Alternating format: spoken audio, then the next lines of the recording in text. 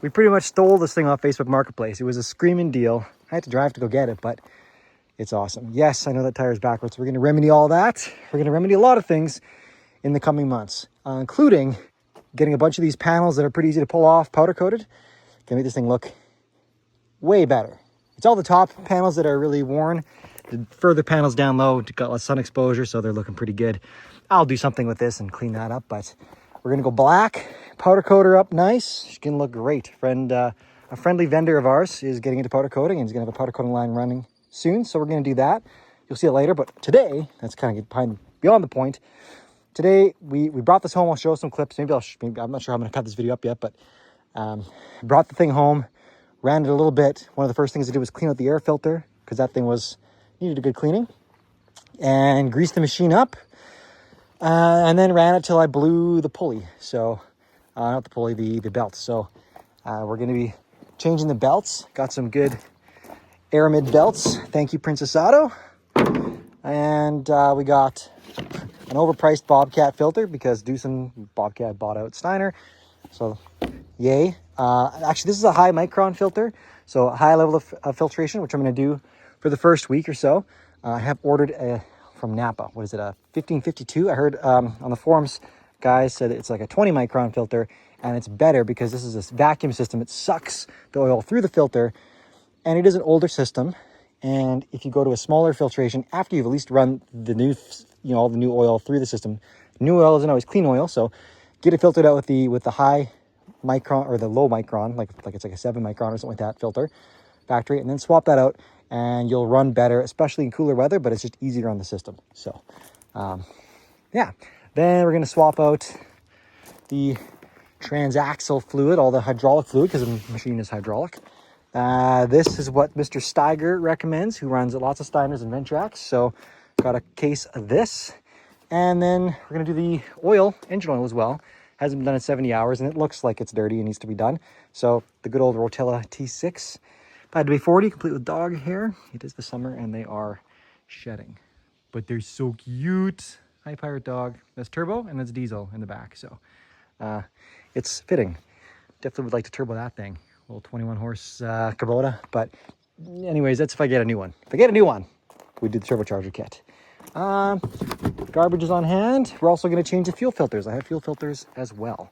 So anyways, that's the plan. Let's get after it. So I have to drop the front mower to swap those pulleys out. So I'm going to drop the front mower. Haven't done that before, so we'll do that. It does look like it's low on fluid, on hydraulic fluid. So going to assume that it probably leaks somewhere, or the guy hadn't checked it in the last 70 hours since he told me he had never changed it, and he's run it about 500 hours since he bought it from the municipality that owned this before. So that's why I figured it's time. It's time. So I should get some extra performance out of this thing once everything is dialed in and good. And that's what I'm hoping for. So yeah, I've never done this before. So here we go. Got one fuel filter there, a little inline guy. Got another guy over here in that little spin down deal. I topped up the antifreeze a little bit, the coolant. So yeah, the coolant, I suppose. I'll probably change that out and flush it before fall. For now, I'll just top it up a bit, get through the summer here. Yeah, here's your hydraulic filter, and your engine filter is right there. So yeah, let's start changing stuff. Also, a little trick from Steiger here. He said no glow plugs, half throttle, give her like 2 turnovers. Then let your glow plugs go. Bring her back down to just above. Nice.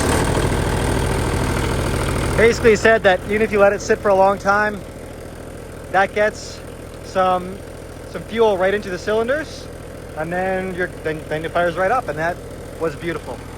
Nice. Good tip, Steiger. Good tip. All right, that's new filter versus old filter. So I'm guessing it was about time for a change. Pretty crusty. Pretty darn crusty. This guy. Oh, plunk it in there, and that's it. 2 little hose clamps. This thing was older. It didn't have the traditional shut-off thing, so this is your shut-off right here. You just dial that thing all the way in, and let's see. pump's going to suck it in, so it's going to go this way. So we'll stick it in here and then stick it in here with some difficulty, and then it'll go back in. Okay, that's the part number fuel filter we're using this time. That's what it looks like, the new one anyways. All right, that was the old fuel filter. It does look like it was identical parts, so that's good. Gross. Yeah, crusty. So I was having some problems with this thing, just like phantom shutting off. And from looking online, it sounds like that was plugged fuel filters, essentially. It could be electrical something. It could be like with the bottom seat. If you get off it, I think it kills it. At least I don't know, maybe. It would just be running fine, like not under any extra load or anything, just cutting grass and just go boof, just dead. So yeah, I've heard that if it gets starved for fuel momentarily, that happens, and it's symptomatic of plugged fuel filters. So they both looked pretty grody, so they're both now brand new. Once the filters are in, you're supposed to basically just turn the key on. That'll get the fuel pump pumping. That'll start sucking fuel through. Oh wait, did I remember to open this back up again? I didn't. Gotta do that first. Let fuel get to this guy. Don't want to starve that pump. Open this up all the way. Good. That'll be filling up. Once that gets a little more fuel in there, we will turn on this guy. Otherwise, I'm just gonna be pumping air into the system. That wasn't very bright. You just let that run for a little while. That'll prime the system. We'll let her idle for a while, and that'll get the engine oil warm. And then we'll have fresh engine oil, which is getting warm with the fresh fuel. That makes sense. Fuel filter first, because you're feeding good fuel to the engine, and that'll get warmed up. And then, well, I guess the hydraulic fluid probably warms up at the same time, but we'll change the engine oil out, and then finally I'll run around a little bit, get the hydraulic oil warmed up, and then change that. So that'll be the plan. She's priming. She's pushing some fuel. Nice. So this can take a good minute or so, maybe more, but yeah, we'll just let her refill and should be good. All right, it's now the next day. I got a little thrown off when I was changing the front belts, which I had to do anyways, so I tried to do it without taking stuff apart, and that was the mistake. So I fought with that for a while, and then I started taking stuff apart, and then I got the belt on really easy. And then I put it back together wrong and wondered why it wasn't working right. We're trying to disengage and re-engage the PTO. So that was very frustrating. But I got it sorted. I basically put the idler on the wrong side. The tensioning pulley I had on that side, thinking I had to push in versus pulling in. So checked my manual really quick when I went back inside last night. I worked on it until it was dark and I couldn't see. Then I finally realized I should go back inside and look at the book, which the little voice in my head obviously told me to do way earlier, but you know, man things, I guess. Came out here this morning, did that. Swapped, I'd actually put the wrong belt in. I put the B40 in. It needs the B39 from the PTO to the idler pulley. And got that all adjusted nice. Now it's good. And now my PTO works great too. Also very important with these belts is getting them tuned so that they're running at the proper tension. So for that, you want to engage the PTO. That puts pressure on the belt. And then for the liquid cooled diesels, which this is, you either have an air cooled gas or a liquid cooled diesel. Maybe there's an air cooled or liquid cooled gas, I'm not sure, but they said the liquid cooleds, which includes this, you want 2 fingers or about 1.5 inches. So you put that on, press the idler pulley or the tensioner pulley, make sure it's adjusted right. So push it in first. Now measure it. I got 2 fingers. Supposed to be 1.5 inches to 1.75 inches. And you make that adjustment by this guy right here. You pull this out and you either turn it clockwise or counterclockwise. So I believe turning it clockwise makes it so that's tighter. So anyways, happy with what I got. We'll run it from there. The belt will probably stretch a little bit, so it'll be something I'll have to adjust. But yeah, keep that in adjustment. You're going to wear those belts a lot less often. Original owner, how to drain the oil, because I could not figure out how to drain the oil. And there wasn't much online either. So I have now figured it out. There is a little, so right now we're idling it up, just warming up the engine so the oil drains out faster. The guy did say that it drained very slowly, so this is a trick to get it to drain faster. But there's a little, I cleaned it off because it's buried in mud.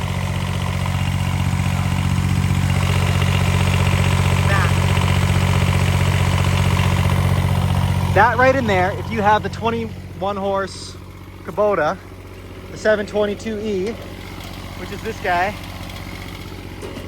if you have that, there's like, that's like the bottom of the pan, I think, and there's a little valve right there, and then it goes out to a little spout right underneath the that drawbar there, and that's where you drain your oil. So we're gonna get it a little toasty so it drains out. Gonna open that thing, and then we'll pop off the valve cover as well, the oil fill, which is on the valve cover, and that'll hopefully also allow it to drain out more. Pull out the air filter here, or the engine oil filter, and we'll just get everything swapped over. So should be good. Well, that's freaking easy once you know what to do. It's a nightmare if you don't. So there's a little latch in there. You pull it towards yourself and then flick it down so it's parallel or with the hose. She's draining. So now I've let it run for about 5 or 6 minutes. Pop this off. That'll should increase the flow.Maybe. It's not draining that slowly. Maybe if you want to get, like, dribble everything out, but okay, we'll leave that like that. Now we'll get the engine oil filter. Oh, she's warm. A little tight, but I got it to move yesterday, so we'll keep moving her. Okay, so we're about 8 minutes now, and it's down to a trickle. Not even, it's a drop.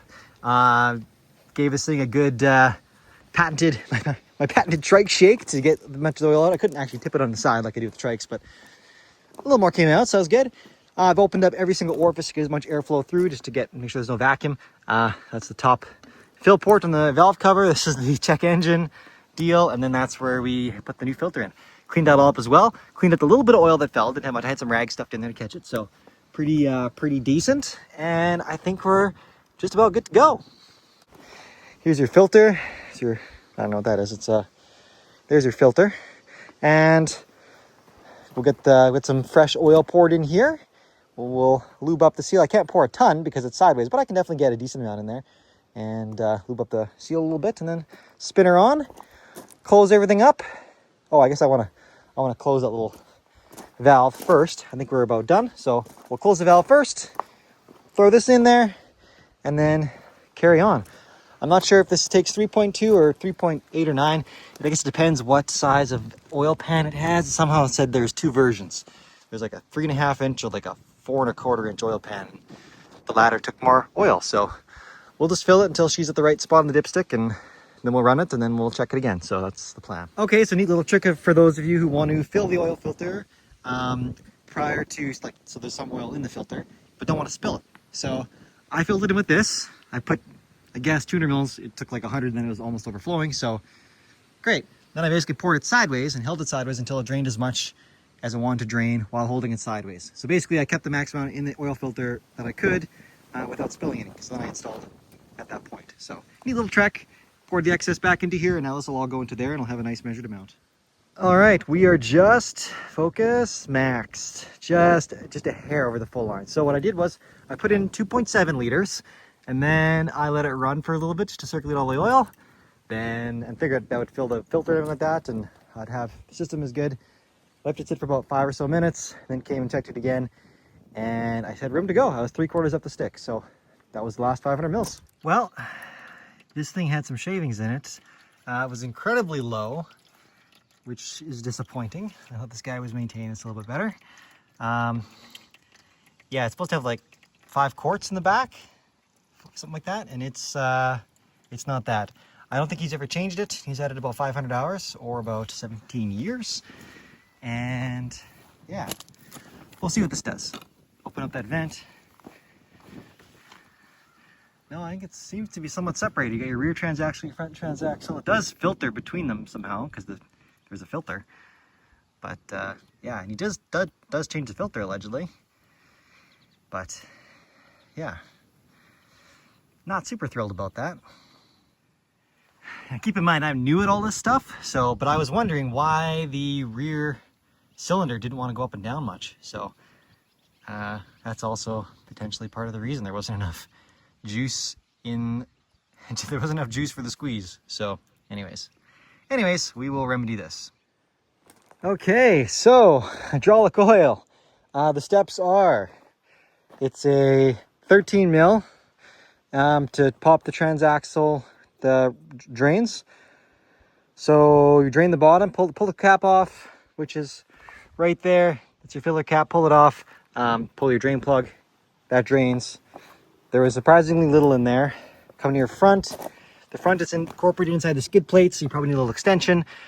Same thing, 13 mil, pop it off, drain it. I had this up in here so that my drain pan would fit underneath, and we'll get to these in a second.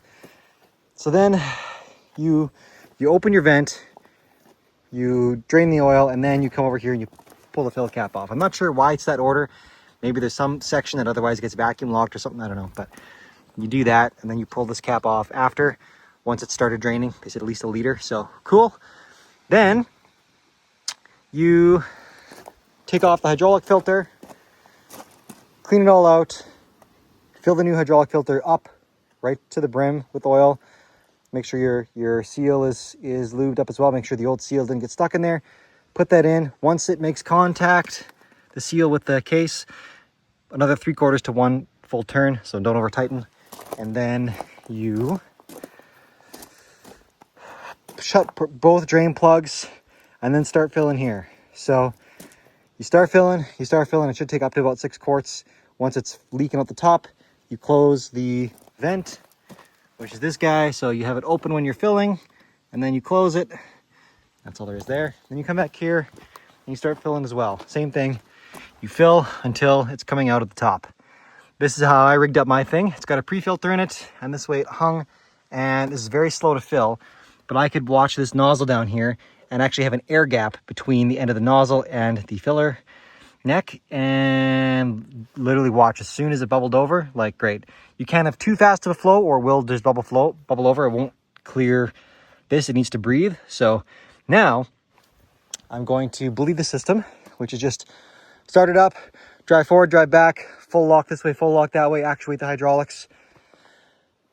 And I should get up to about another quart in there. Now, as a test, because I felt like it was definitely low. There was nothing on the stick when I measured it for the rear transaxle, and neither the front nor the rear seemed like they had. The only thing that was full was the filter. So I drained all the fluid back into the quarts. I got 6 full quarts. I'm not even a quarter of this one. So it was almost 4 quarts. It'll be for sure 4 quarts low, because I'll get most of this one in there yet too. So that is bad.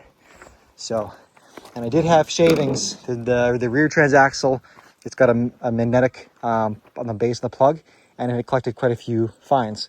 So not impressed at all. Well, obviously there's a leak somewhere, but he also told me that he had never changed the hydraulic oil in the 17 years he owned it and the 500 hours he put on it. So fair enough, it's probably in that service interval. I hope that the county that had it before was a little more up on their maintenance. But yeah, oil's now fresh. Oil filter, fuel filters, hydraulic filter, hydraulic oil. First time doing this, so let's run her and just do the thing.